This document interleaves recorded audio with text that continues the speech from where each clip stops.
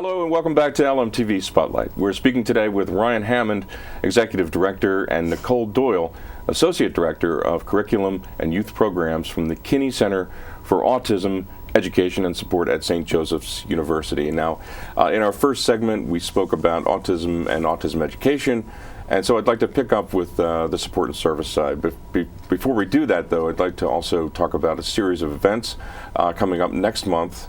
That's in April for Autism Awareness. Is it week or month? Well, it's technically Autism Awareness Month. April's been designated nationally as Autism Awareness Month. At St. Joe's, we can't just limit it to one day, so we've created 7 days of activities to really get the campus and the community involved with supporting this amazing initiative. So to start things off, it's Sunday, April 19th. Is this a sensory-friendly mass? Is that what I hear? It is, yeah. Okay. So we really have found challenging for families to bring their children to participate in mass that have an autism diagnosis. So one thing that we're doing as part of Autism Awareness Month is creating a sensory-friendly mass on campus. So families will be invited to bring their children. We've actually had our staff work on social stories so they can actually prepare their child for the mass before they actually attend.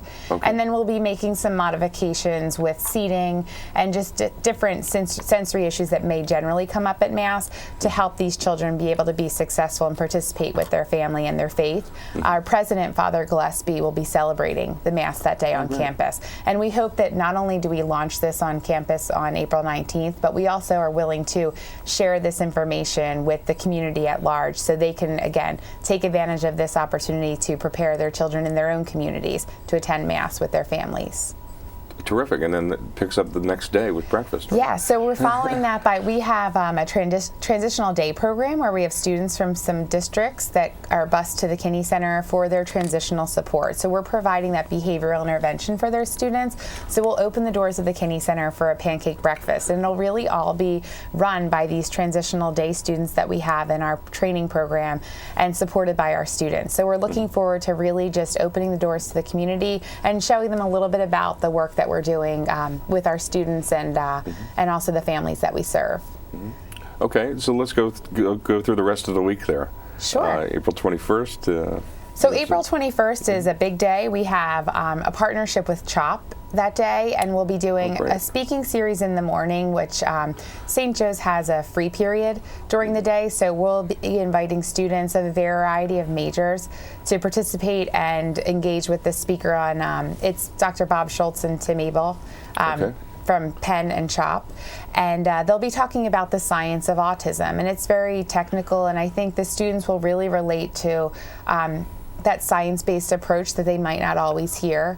So we're really interested in that. And then also in the evening, we're partnering with CHOP for Autism Plus, and it's really for us to introduce the opportunity to discuss autism and the co-occurring conditions. So when your child has autism, sometimes they have anxiety or they have sleeping issues. So we'll be bringing in specialists from CHOP from all of those areas to be able to discuss, you know, that roadmap that CHOP has designed. So for autism, but then how you kind of navigate with these other co-occurring conditions. And that's really followed by our campus-wide advocacy training on Wednesday the 22nd. It's also open to members of the community, but it's just a really great way to engage our campus and to share information on how we can make changes as individuals to support the autism community to make their experiences better, whether it be at our school, in our grocery store, in our churches, just really, you know, helping support these guys in all the different areas that we would interface with them in life. And we actually they get a little plaque for participating, and on campus, our professors and faculty, they can actually hang it on their door. So we have students on campus that have an autism diagnosis. They can see that and know that that particular faculty member is an autism advocate and a safe person for them to go to if they have any issues. Wow, that's really interesting. Yeah. And then the next day, you're going to try to set some sort of world record? We are, yes. We are, our Kinney Center logo, we use the K quite a bit, and we're going to try and break the record for the largest human letter, and we're going to try and, you know, replicate our Kinney K. So we're looking to engage the entire campus community, and we're looking for over 823 participants to be able to break the record. And we feel really... Is that a Guinness record? It is. We've been in touch with the Guinness Book of World Records records and talked about how we can, enter this in the book once we complete the challenge. So we're really excited about this. Just a fun way to get everyone together, because one thing that's special about this Autism Awareness Week, it's actually also the Kinney Center's 5th anniversary. So what a great way to get people together excited, and we'll follow it by a birthday party and thousands of Kinney Center cupcakes available to everyone who participates. So we're really looking forward to just getting the campus involved in supporting this initiative. Okay. And then last but not least, we will have our Kinney Center Autism Awareness Fashion Show, and that'll be held at Aronimink Golf Club. This will be the 3rd year that we've done the fashion show, and we've had a sold-out crowd every year. So our invitations are actually dropping this week, but if any of the viewers are interested in attending, they should definitely visit our website. I'd be interested in attending. Yeah. Anything in Aronimink, right? Right. It's a great place. So, and again, it's a great cause and a great way to just learn more about our mission and how we're really there to not only address the needs of family today, but by training these students to help countless families in the future. So we just really want to translate our mission in everything that we're doing that week, especially. And you'll be ending things with a kickball tournament. Yes, so the students are really putting that together. It's a student-driven fundraising event to get awareness out for the Kinney Center on campus, and we're really happy to partner with them and support them. It's always really great for us to see when people are inspired to support the Kinney Center. Just last week we had a family who the girl's brother participated in our cooking program, and she worked for a local yoga company, and they were able to raise money from selling a specific mat for $7,500. So it's great to see that our support inspires people to give back to what we're doing. Thanks, and thanks for giving us the rundown. Sure. Please send us some photographs from these events, Absolutely. Especially the world record, and whether you get it the world record or not, but I'm pretty confident you will. Yeah. So anyway, for more information and RSVP to these events, you were just invited. You can visit the Kinney Center's website, and that's kinneyautism.sju.edu. Did I get that right? You did. So getting back to the daily support activities at the Kinney Center, there are quite a number of programs to serve those affected by autism, including families, as you said, of those with. Why is it important to have the families so involved? I think, it takes a village. It really does. I think, autism is so complex, and I think that it's so prevalent in our community that we really need to get together and support the family as a unit, because it doesn't just affect the child, but it affects the siblings and it affects the parents, and there's a lot of stress on having a child with autism, and we really want to be that support system where not only are we doing programs for the children with autism, but we're also offering SIB shops, which our staff is certified in delivering. So we can run sibling support groups concurrently with a kids' night out and give parents a chance to maybe go to dinner and enjoy some quiet time that they haven't had in a while. So we really take a look at the family approach, because if we can help the child and then also help the family, we feel that that's where progress is being made. Yeah, and you really break it down. The programs are really age-specific, youth, adult, transitional, college support. How are the needs different for each group? I can sort of guess, but exactly how are the needs different for each of those groups? Well, I think it goes with each level of development that you hit across your lifespan. When you're in elementary school, those social needs and those expectations are different from when you're at that transitional age, middle school, high school.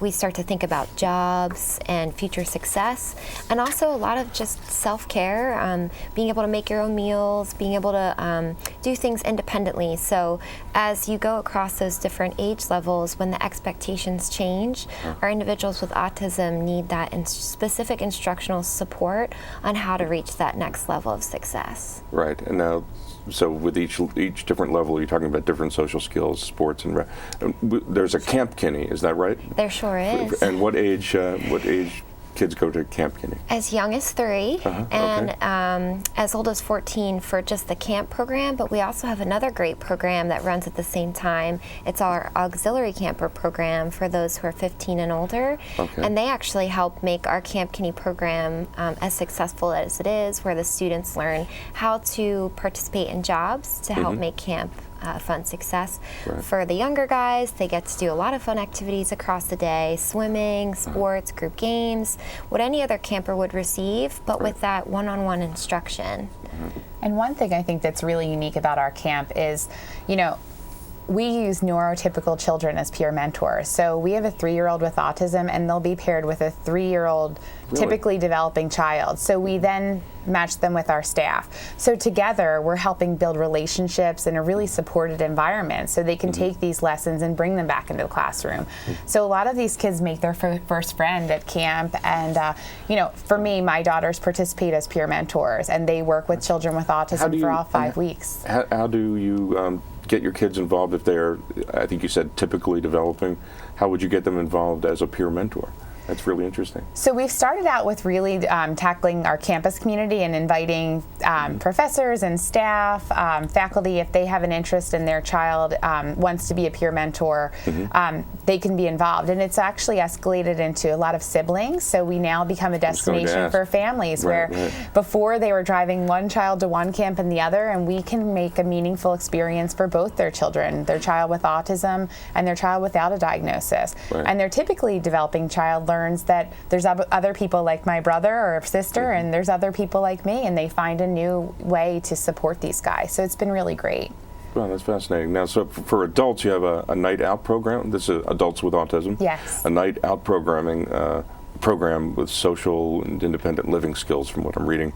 And Lots of karaoke, Karaoke. Lots of karaoke. They love karaoke. And they can cook we get some video of that? We can put in and cooking too? They do. They really enjoy taking part in some group cooking instruction, and they've been really successful. Our adults actually just produced our first Kinney Center cookbook. And we're not just making pizza bagels anymore. They're making spaghetti squash and meatloaf and all different types of unique food that maybe they wouldn't typically try on their brown diet of chicken fingers and french fries. So we've been able to kind of get them out of their shell and experience some new things and enjoy them with their families and take part in bringing the recipe book home and then, making it a family mealtime together. And then finally, I wanted to get this in before we leave.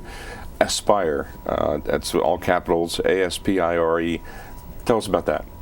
Our Aspire program is actually a college support program for students with autism. So for people with autism going to college or intending to go to college. Absolutely. So academically, they can be accepted to the university on their own merit, but they have some social needs that they need to really, help them really acclimate and be successful as a student. So that's where we come in. We build out an entire social accommodation plan. We train all of their faculty to say, hey, you have a student in your class with autism, this is the best way to support them. And we also become an advocate for them and a go-between with professors and dealing with some issues. We train residence life staff, and we actually give them a peer mentor. So our students that are in our scholars program volunteer to take them out on campus socially a few times a week. And it's just a great way for them to get acclimated and also have a safe spot on campus. So if they are having any issues navigating campus life, there's a constant support system for them to really, be successful. And that's our goal for all of them. And it's preparing them to, go beyond St. Joseph's University and to take part as, a career or if it's graduate school. But our ultimate goal is to have them be as successful as, we know they can achieve despite their disability. Well, I wish we had more time. It's been really fascinating talking to both of you. I've learned a lot myself, and I know our viewers have too. So maybe we'll have you back sometime in the future. We'd love that. Okay. Well, you can find out more information, you the viewer that is, including a resource section and a full rundown of Autism Awareness Week events at the Kinney Center's website. Again, that's Kinney Autism, one word, kinneyautism.sju.edu. And thank you for joining us here on LMTV Spotlight. I'm Tom Walsh, Public Information Officer for Lower Merion Township. Have a great day.